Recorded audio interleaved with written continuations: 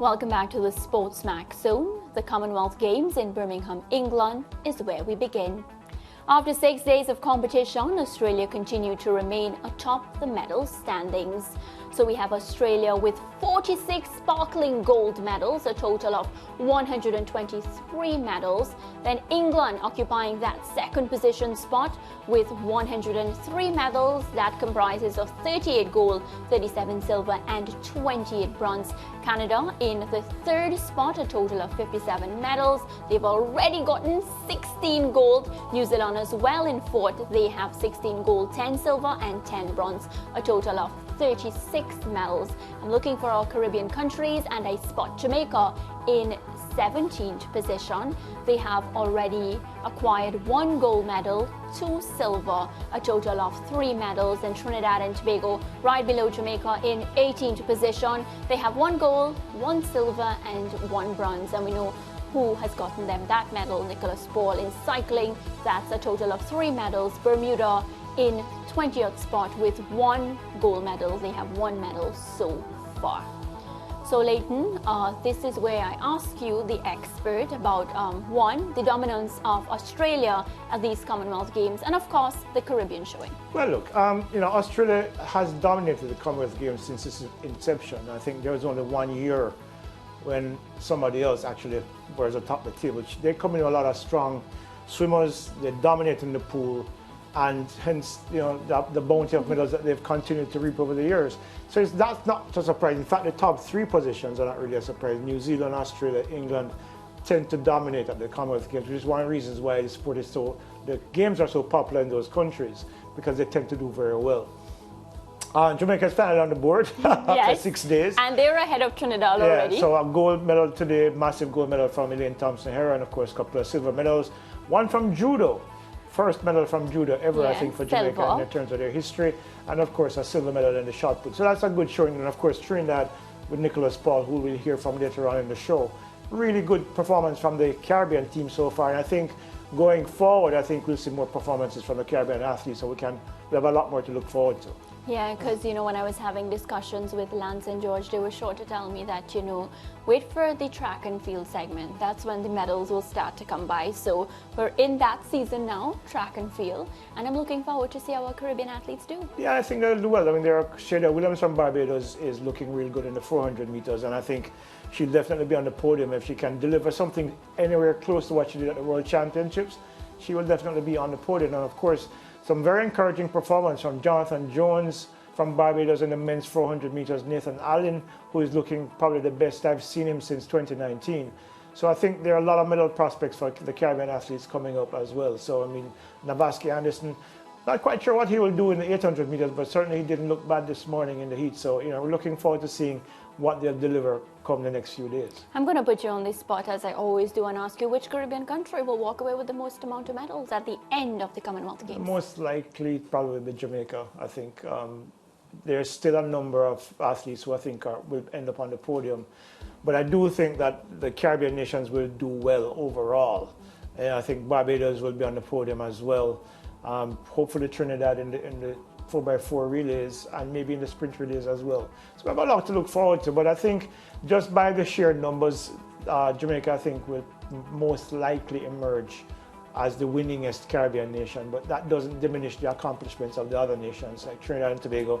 I think Jonathan Jones is looking really good in the 400, so he will definitely be a contender for a medal as well. So, we're looking forward to seeing what they do.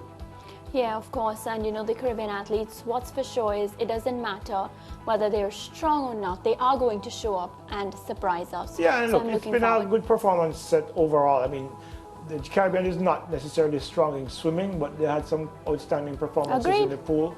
And I think, over time, with additional resources, I think the potential is there for a lot more medals in the non-traditional sports in the Caribbean to end up on the podium as well. So this is a good first step for many. I mean, Jamaica has never won a medal in judo in any competition before. And that's a first for us. And of course, so it's a good look. And I like what I see in terms of the progress that a lot of Caribbean nations are making in other sports other than the ones that we're accustomed to, track and field, etc. But swimming is getting better. We saw Dylan Carter unfortunately not getting on the podium, but he's consistently one of the best swimmers in the region, and eventually I think he'll be one of the best swimmers in the world. Well, Barbados women, they crashed out of the T20 competition after going down by 100 runs to India. So earlier today, Leighton, we saw Barbados women putting up a fight. Let's take a look at the scores now. So India, of course, they batted first. They put up a total of 162 for 4 in their 20 overs. For me, definitely too much runs if Barbados had to chase. But nevertheless, we gave the women a fair chance to make 163 runs. We saw Jamia Rodriguez with 56 not out for India and Shefali Verma with 43. The pick of the bowlers for Barbados, Shanika Bruce 1 for 17, Shakira Selman 1 for 20. Barbados went to occupy the crease. They could only manage 62 for 8 in 20 overs. The top scorers, Yona Wisdom-Knight with 16 and Haley Matthews 9 runs. A very, very disappointing performance with the bat from the Barbados ladies. Leighton, I have to say, I expected much better with the bat. Yeah, the big three, Yona Knight, Deandra Dottin, who is in the news for other reasons with her resignation from, well, her retirement from international cricket, and the newly appointed West Indies captain, Haley Matthews, except for that first match against Pakistan, have been disappointing. And, you know, you kind of expected them to be better in this competition, especially given the nature of the pitches that they were batting on. And I think what we're looking at is just the uncertainty, the inconsistency that has plagued West Indies cricket, whether it's male or female, over the last 20 years. And I think this is just another example of how bad things can get for the regional side. And I think the reality is that the big three just didn't show up in terms of the batting. Exactly, because, yeah, earlier today, Deandra Dottin dismissed for 0. She didn't get any runs on her bat. And speaking of Deandra Dottin, you touched on it just now.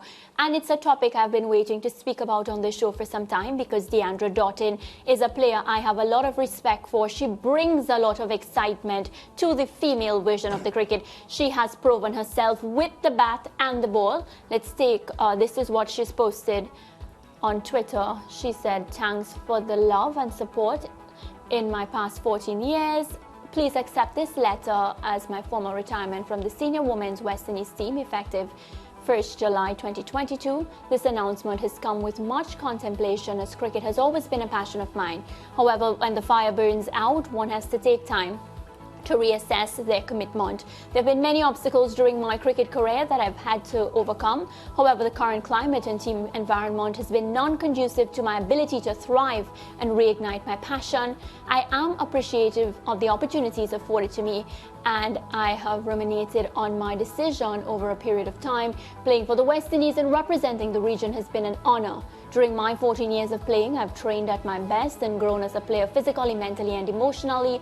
It is the combination of this growth that has assisted me in reflecting on what is truly important to me. With much sadness but without regret, I realize that I'm no longer able to adhere to team culture and team environment, as it has undermined my ability to perform excellently. I wish the organization and the team all the best in the future.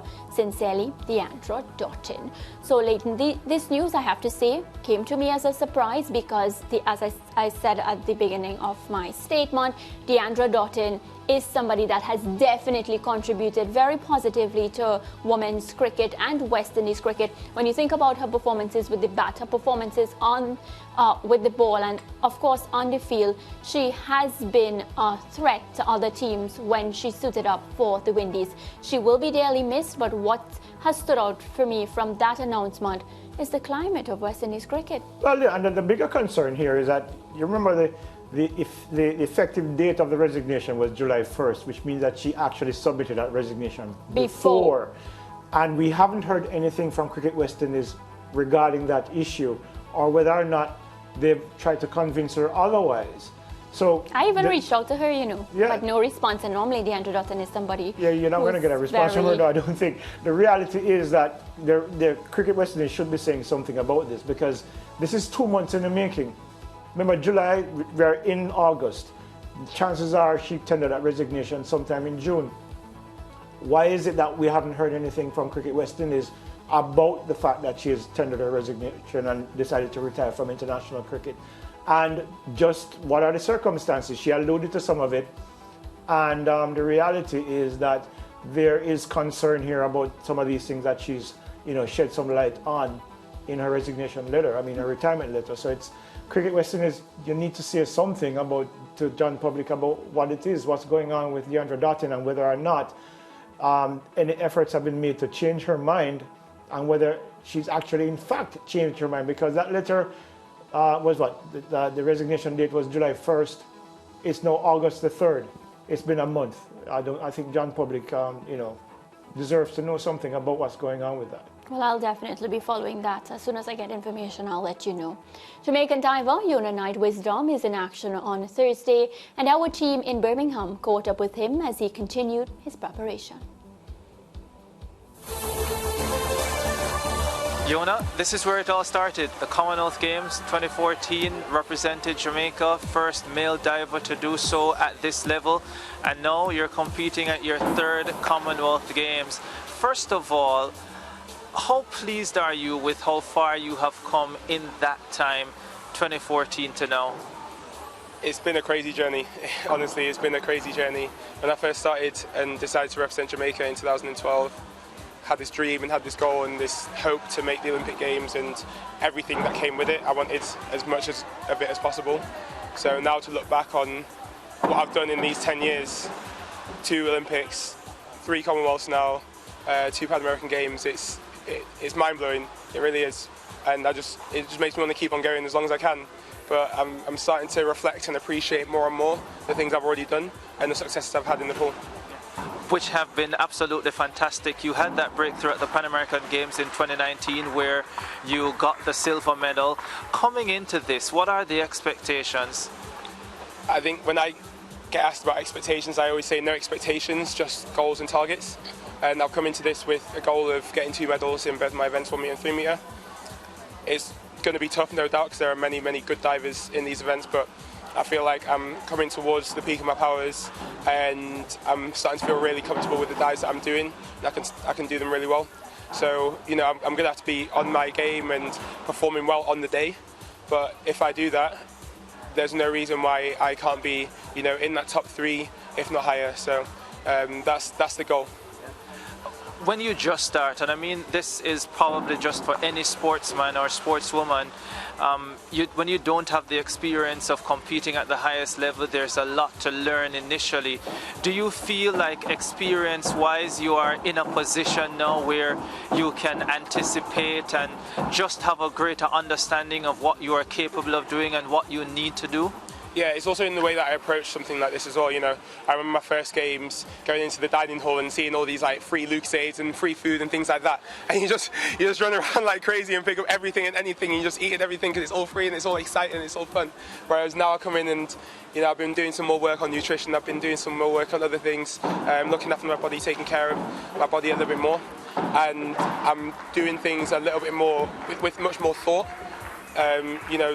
In terms of what I'm taking in, what I'm doing every single day, my sleep, and just my general activities around the village, making sure that everything is focused towards giving myself the opportunity to perform as well as possible every single day in training, so that when I come round to the competition, I can do my best.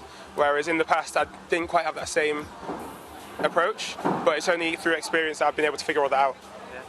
2014 in Glasgow, 2018 Gold Coast, Australia, 2022 we are in Birmingham. How does this one compare, both from a personal standpoint but just overall? Yeah, this one's really cool because this is probably the closest I'll ever get to like a home games. I'm from Leeds, just up the road, 2 hours drive. My mum's down here volunteering.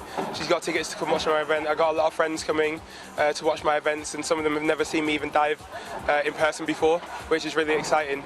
So personally, it feels really exciting and really cool. But I think having the games back in England and back in Birmingham, it's just cool to see. It's really cool to see since I've kind of grown up here and heard of past experiences of games. Although, it's always fun to travel and go to the ones abroad. Well, I don't know if you know this, but Jamaica did host the Commonwealth Games once, a long, long time ago. 1966 now. 1966, yeah? Yeah, there you go. And maybe when you get facilities in Jamaica, maybe we can think about hosting one as well. Well, listen, this is a part of me now as well. Everything that I do in the pool, competing internationally, yes, I want to get the best results possible for my own satisfaction, but no matter what I get, I think that I will be able to use it to give me the opportunity to develop something in Jamaica and build some kind of program, convince people to invest in facilities, like world-class facilities that are required to have high-level programs and to be able to host games, you know, like the Commonwealth Games, because there's no reason why islands like Jamaica can't host a Commonwealth Games. If it could be hosted in a city like Birmingham, there's no reason why it can't be hosted in an island like Jamaica. And with the talent that's there, I think that'd be really, really awesome. So, you know, I'm putting thought into it, I'm trying to speak to the right people, and I'm trying to just clarify my vision as much as possible in terms of what I think could really work for diving and for aquatics in Jamaica. And hopefully somewhere down the line, as soon as possible, we can make something happen. But it's going to be a challenge, but it's definitely in my thoughts. So, as I say, it makes what I actually do in the pool easier because I know that regardless of my result, I'm still taking steps towards that final target. Well, you're a pioneer, you're a visionary, and Yona, we look forward to see you perform here at the Commonwealth Games and wish you all the very best. Appreciate it. Thank you very much. Thank you to everyone that supported me along the way. It means a lot. Thank you.